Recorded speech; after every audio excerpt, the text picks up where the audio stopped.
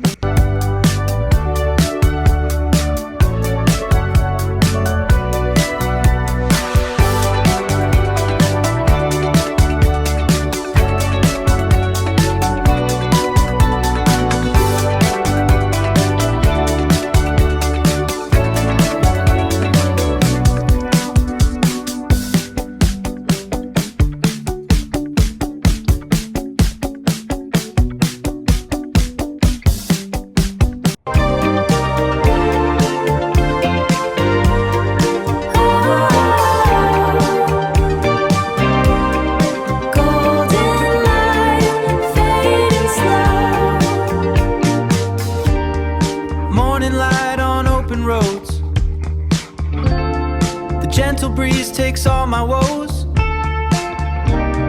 and everything just feels so right. Yeah, everything is golden light.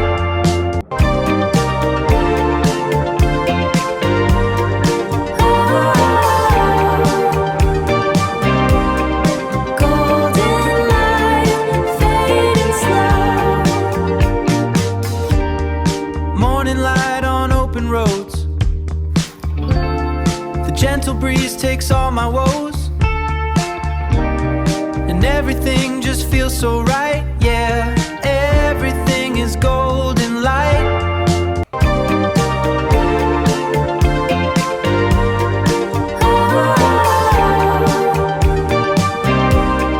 Golden light, fading slow.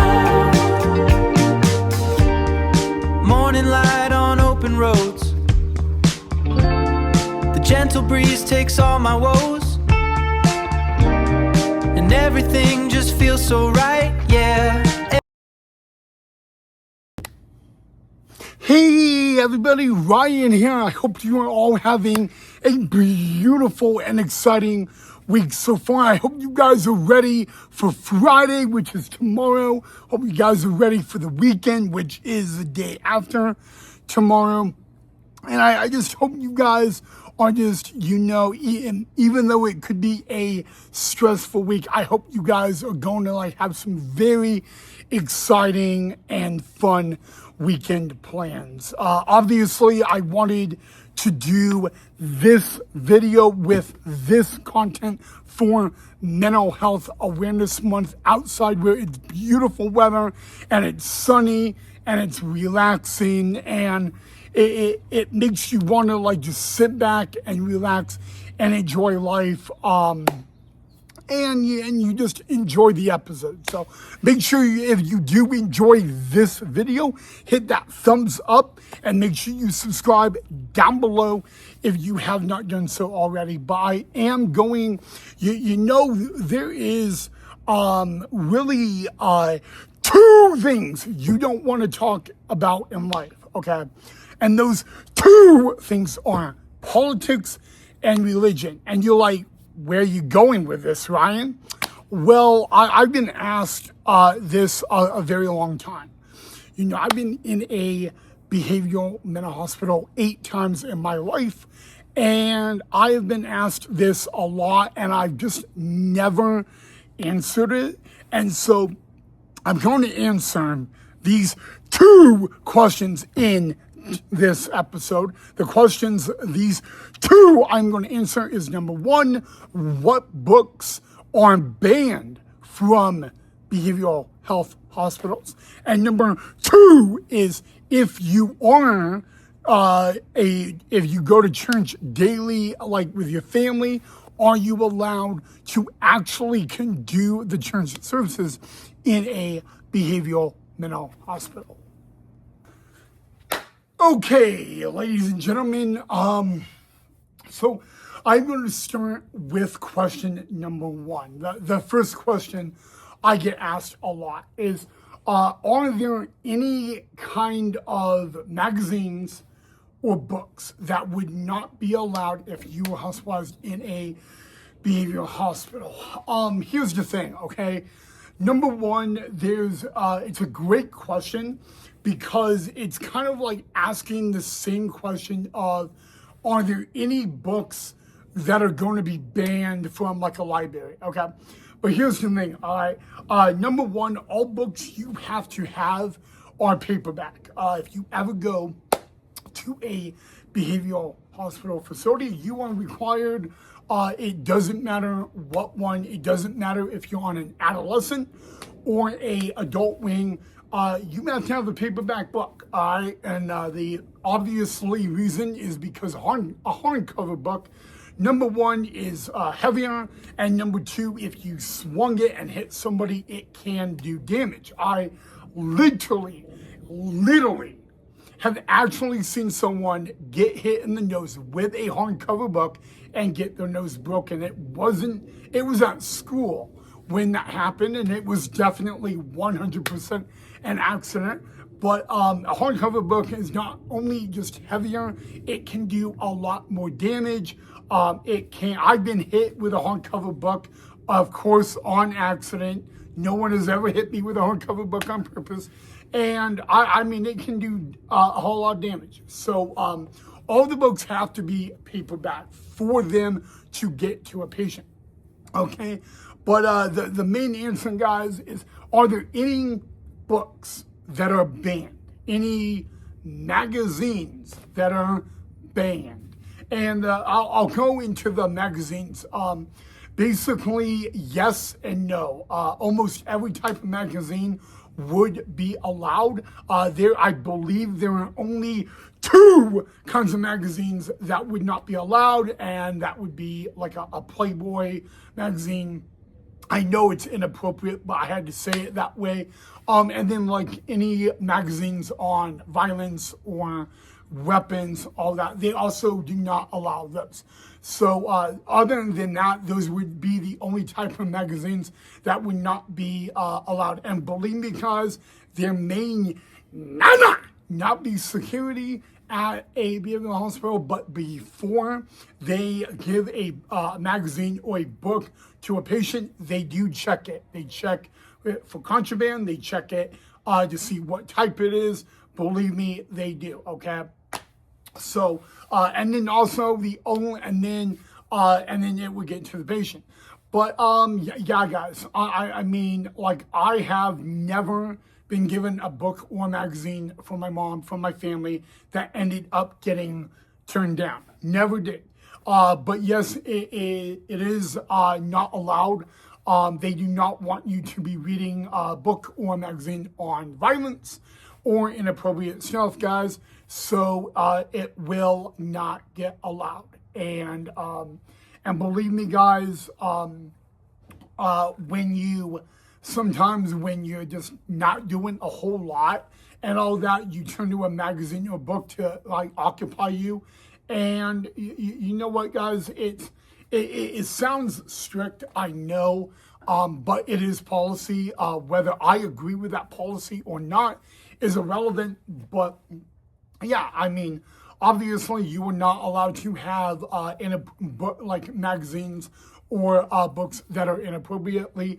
If the facility even thinks for a second it would not be appropriate, they have the right to say that we just cannot give that to a patient. And then there is a book that will not be allowed, and I will get to that in a minute. But if it is a book on I mean, literally, guys, they don't look at a cover of a book and say, okay, this book is not allowed.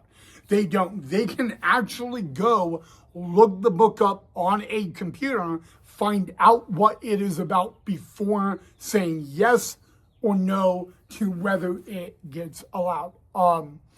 I have, and before you guys, I'm probably going to get asked this, so I will answer it.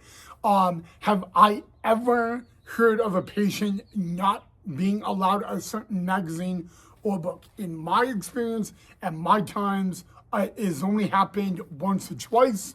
I don't really remember what exactly it was or all of that, but it's something that many people don't know. You know, like people are like, oh, well, it's hospital, so they'll allow anything. Not exactly the case, guys. So, but yeah, there you guys go. I mean, obviously, if it's a UFC magazine, you would be good. I know some people are right on the line when it comes to that because it is violent sport. But as long as it is not like a Playboy magazine or like a weapons magazine, you would be good. The reason they don't allow like a hunting magazine would be perfect, okay, is because they don't want the patients to think of violence, and they don't want the patients to have that in their mind. And so and also, guys, there's a lot of people that work in these facilities that end up saying that like it is not good for the mindset, which is they really have a really good point. You know, so I'm 100% understandably on it, but yeah, there you guys go. But now it is time for me to discuss the one book that I know for a fact that will get denied in a behavioral hospital. Some of you may not be surprised at this, other of you may be.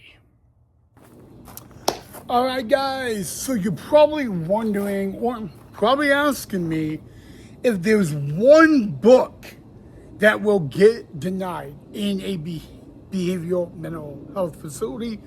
You're not going to be surprised. Maybe some of you will be, but like it goes back to what I just said, politics, religion. It's a Bible. Yes, guys, you are not allowed a Bible, period. Okay, and this is a very tough, controversial topic, guys, but it is true, guys. You will never be allowed a Bible, guys. I'm going to get to just in a minute what happens if you attend church daily, like with family and on the outside. But you are not allowed Bible whatsoever, guys. Number one, guys, the hospital, and I have known this reason why, the hospital can get in severe trouble for allowing you to have a Bible. Even if one patient in a facility like this gets caught with a Bible, the hospital can get sued. They could they could even end up going out of business. It is very, very serious, guys. Patients, guys, yeah, that's just not going to be allowed at all, period. I have known patients who attend church daily on the outside with their family, and you know, that's at least one thing they want to have like for comfort, but it's just not allowed, okay?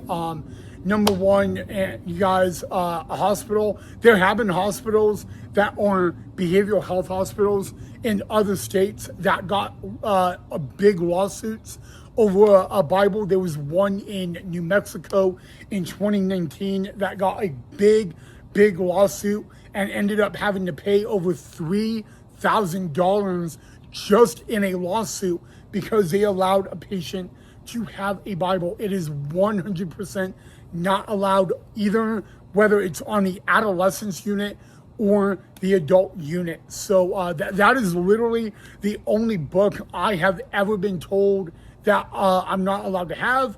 If it's not that one book and it's not a hardcover, it would be allowed. So, yeah, again, you guys may or may not be surprised by that, but there you guys go. It's very interesting what is and is not allowed. And again,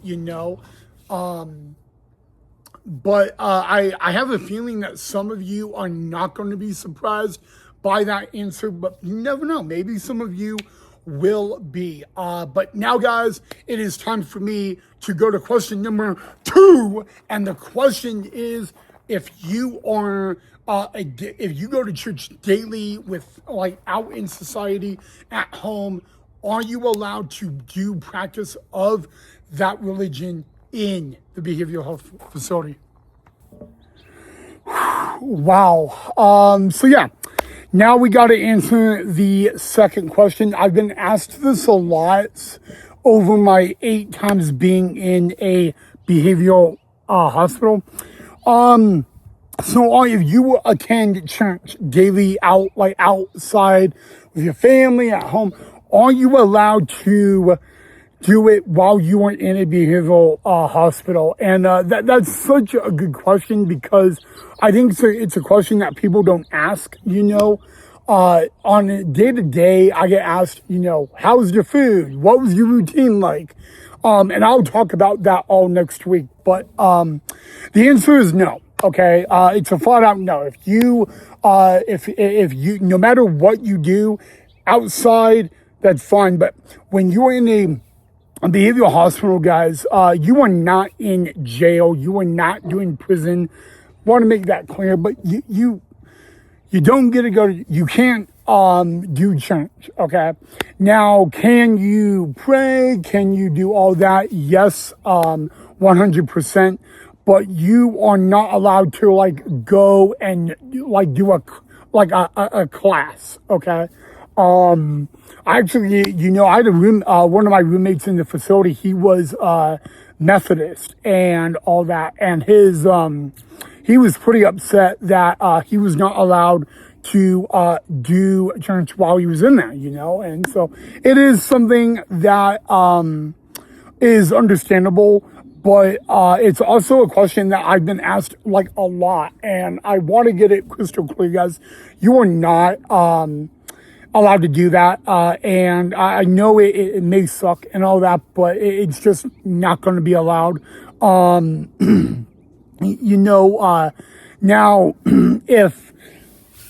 if you like I said, you can pray and all that and do that. I guess, but as watching a church service or doing whatever, that's just not going to be allowed, and all that, various reasons. I'm not going to get into it, but there's really, you got to understand, guys, that some people are like, well, you could go to do your church in jail or in prison. Why not a behavioral mental hospital? I can't answer that, obviously, but I can tell you that it's just not going to be allowed, and I don't really know how to say it any other way, but I have been asked that a lot, and I will be very honest with you and upfront with you guys. That's just a big no-no. It's like this: they will not allow a Bible in. It's going to be the same on going to church. All right. I've been, some patients feel like when they continue their church while they're in the facility, it's kind of like comfort. And I totally get that and understand that. It makes a lot of sense. But it's just not going to be allowed. There's no other way I could sugarcoat it and say it, but no. And but like I said, you aren't allowed to pray. You aren't allowed to do that on your own time. But you are not going to be able to do church. Okay. I literally have seen patients like write scripture out of the Bible down in their own notebook so they can like practice it and say it, which is totally allowed. You are allowed to do that, but you're not allowed to have a Bible while you're in there, and you're not allowed to do church while you're in there. All right. I think if they allowed that, there would be a lot of issues going on. There would be a lot of disagreements. And, just to keep it all one happy, safe bubble, they just don't allow it. So, that's really all I got.